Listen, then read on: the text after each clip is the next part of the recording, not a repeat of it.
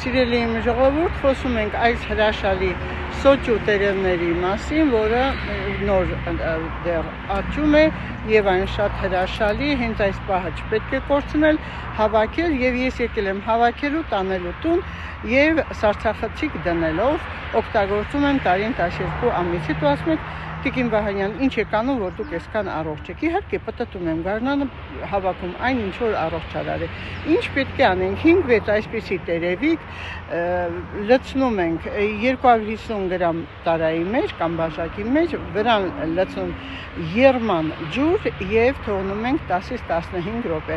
Այնուհետև, երբ դառնում է այն 45-50-55 աշճան, մի փոքրիկ լիմոնի կտոր ենք գցում մեջը, կամ կարող եք, եթե շաքարային դիաբետ չունեք, մի փոքր էլ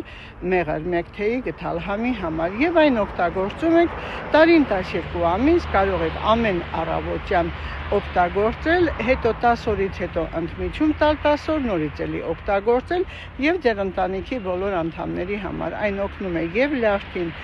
եւ իհարկե աղեստամոքսային տրակտին, վիտամին C-ի հզոր քանակ, այն երակների համար շատ առողջարար է։ Սիրելիներս,